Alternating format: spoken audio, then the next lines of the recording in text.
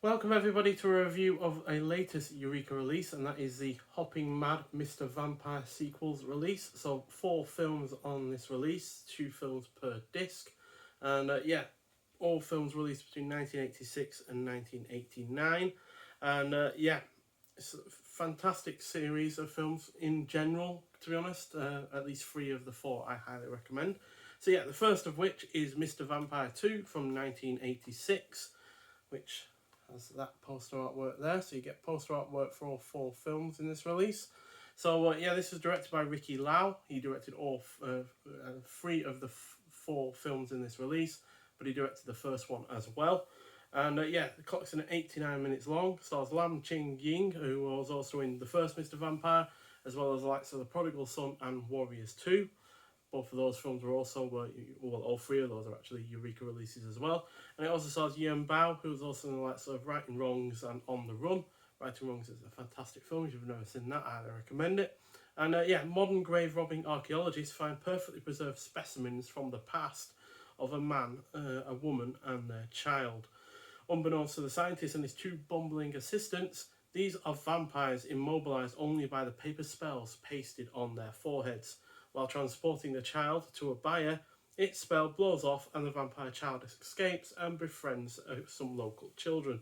Eventually, the parent vampires are also awakened and escape, but by now the local herbalist is on their trail to destroy them. So, this is rather stupid, kind of goofy, not wholly consistent, has a wafer-thin plot, and yet this was still fairly entertaining throughout, with plenty of laughs to be had, in spite of and because of those flaws. So, the cast is also good, although the kids in this are kind of annoying, although it could have easily been because of the English dub that I watched this in. The action scenes are fun, it is mostly well paced, the production is solid, the score is well done, the cinematography is predominantly on point, and it is overall engrossing, again, despite its flaws. So, not a perfect film by any means, and it's certainly not the film I'd start the series off on, because it's slightly worse than the first film, but it is still overall a really rather good effort. And then from 1987, we have Mr. Vampire 3.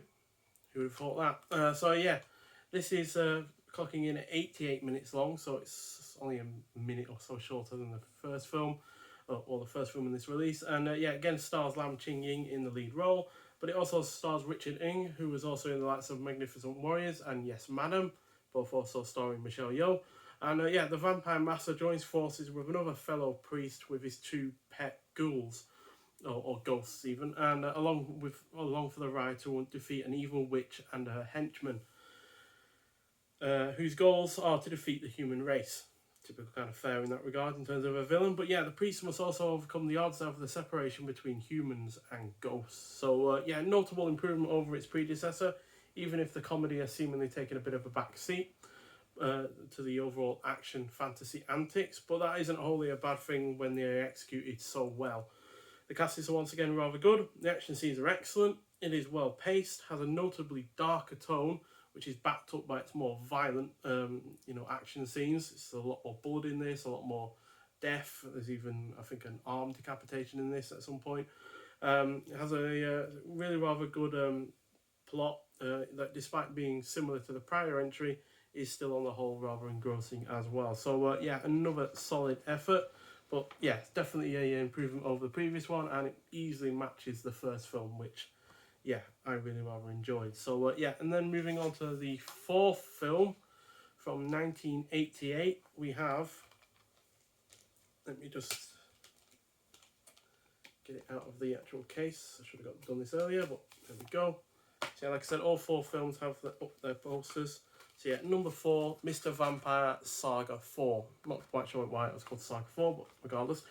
So it's clocks in at 96 minutes long, so it's easily the longest of the series in terms of the films in this. And doesn't star Lam Ching-Ying in this one in terms of the lead role at all. Instead, we have Wu Ma in the lead role, who is also in Encounter of the Spooky Kind, which is a similar kind of film to these efforts, and as well as Right and Wrongs. And it also stars Ka-Lok, who was in Lost Caution and Full Alert. Full Alert is another really rather fantastic Hong Kong action film from the 80s. And a Taoist priest protests against the idea of a Buddhist priest being his neighbour. They often argue with each other until a vampire is at large and threatens the villagers' safety. So yeah, this takes a long while, around half the length of the film in fact, to get into anything remotely vampiric like the ones in the same kind of vein as the prior entries. And it just comes awfully close to becoming grating, but just as it seems all hope is lost, the film switches it up to make the things a whole worthwhile, and in retrospect, it does make the film as a whole to have the first half build the characters, build the conflict, and then have them join forces to beat the evil foe that they're coming up against. So yeah, on the whole, it does work in that regard in retrospect.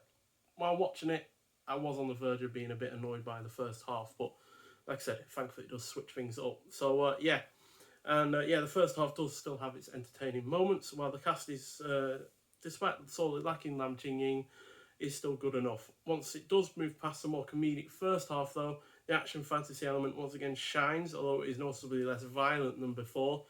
It is overall well paced, has solid production, some laughs, and it is predominantly engrossing. So yeah, not a poor effort by any means, but hardly the best of the lot. Speaking of which, finally we have 1989's Vampire versus Vampire. So yeah, I have things to say about this, quite frankly. But yeah, this was directed by Lam Ching-Ying himself, who also stars in the lead role. And this clocks in 86 minutes long, so it's the shortest of the four. And yeah, it stars Siu-Ho, who was also in The Seventh Curse, alongside Chow Yun-fat, again another kind of similar film to this, as well as the first Mr. Vampire film. And it also stars Lu Wei-fong, who was also in Mr. Vampire 3. And yeah, to save the village from paranormal menaces, a one-eyed eyebrow priest, played by Lam Ching-Ying, deals with and battles a host of mysterious creatures, including a little mischievous Chinese vampire, a lustful female ghost, the spirit of a woman murdered by a club owner, and a European vampire and his blood-sucking pet bats. So yeah, with Lam Ching-Ying being in the lead role for the fourth and final time in this series, and being the director, I did have high expectations that he would not only understand what makes the best of this series work, but also put in another solid lead performance. Sadly, only the latter became true, quite frankly, as yeah, this is ultimately my least favourite of the 5 films in the main series. So yeah, which is a bit of a shame. This is due to the comedy element not really working. There are way too many annoying sound effects, especially when it comes to the Chinese vampire, the little boy. There's so many annoying sound effects. It's just really grating at times.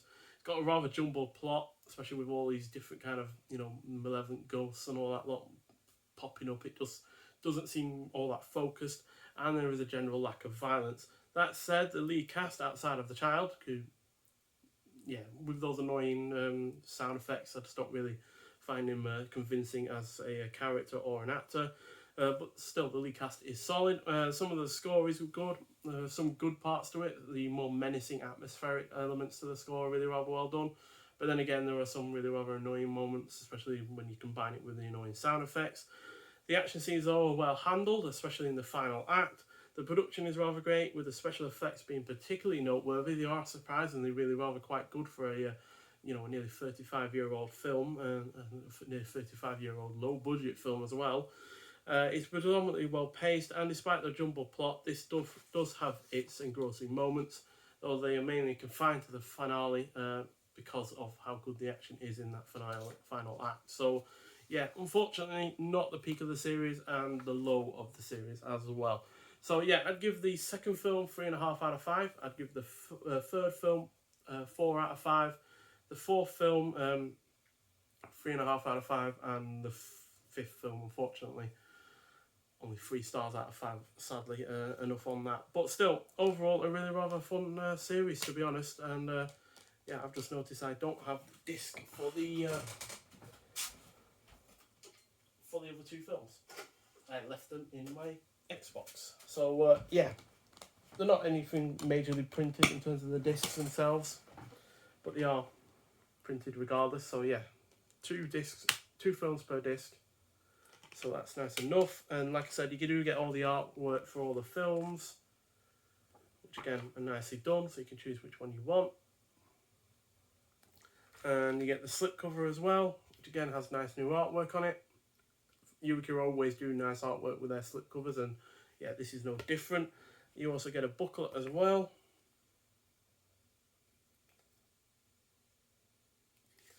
And yeah, cast and crew for all 4 films, as per usual. And then you've got write-ups like Bouncing Back, Return of the Hopping Vampires by James Oliver. And you've also got different kind of posters for the films there. And write-ups on each of the films, all by James Oliver, I imagine. And then Beyond Mr. Vampire, The Final Hop, and yeah, footnotes and the like. So yeah, nice enough in-depth booklet there. And then you get a whole host of extras on here. You've got the alternate English dub audio track for Mr. Vampire 2, but that is the only film in this collection that has an English dub. The other 3 films are only Cantonese. But you do get a brand new Future Left audio commentaries on Mr. Vampire 2 and Vampire vs. Vampire. You get audio commentaries on all of the films, to be honest, all brand new ones, by the way. You also get a Taoist Cinema, The World of Mr. Vampire, brand new video piece on the history and resurgent popularity of the Jingxi genre. Then you get Vampire Legacy, brand new video piece which examines the rituals portrayed in the Mr. Vampire series and how some are still practiced in modern day Hong Kong. That's kind of interesting. The one thing that about this series that is great is the imagination that it has going on, the imagination in terms of the spells that are cast, in terms of the way that they are cast, in terms of how they have an effect on the vampires and even the people and all that lot. It's really rather an imaginative series, and yeah, the fantasy element really does shine even when other parts don't quite. And yeah, you also get trailers, and yeah, like I said, you get the limited edition booklet as well as the slipcover. So yeah, it's not my favourite collection of films that Eureka have done. Obviously, they've done many collections like this where they have 3 or more films in a collection. We've had the Boris Karloff ones, we've had the Universal Terror, the Maniacal Mayhem. We've recently had the Creeping Terror release. So yeah, it's not quite my favourite. I think only really the 3rd film is a shining highlight of the all 4 films.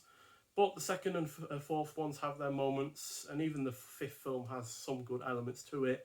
But yeah, it's definitely the 3rd film that is the best of the bunch, and yeah, it's the only one really that can rival the 1st film, which in itself is also really rather good, which I have here. Which yeah, I would have liked all 5 films to have been released together, but obviously they released this a while ago now. It came out in 2020, so it's a few years ago now, but obviously this was a successful release for Eureka, so they inevitably thought, why not release the next 4 films? And yeah, I am glad they did, because they were an enjoyable experience overall as a 4-film set. But like I said, the 3rd film is ultimately the shining example of what these films can be. But nonetheless, thanks for watching. I hope you've enjoyed this video. If you've seen these films before, then yeah, I'd like to hear your thoughts on them. But if you're into anything kind of Hong Kong related, action or otherwise, then these are well worth watching. These are released in the UK on May 22nd, which is a Monday of 2023. So yeah, not far off, so not long to wait if you're still waiting on them. But yeah, still, I do highly recommend the set overall. Nonetheless, so thank you for watching, and I'll see you in the next one. Bye.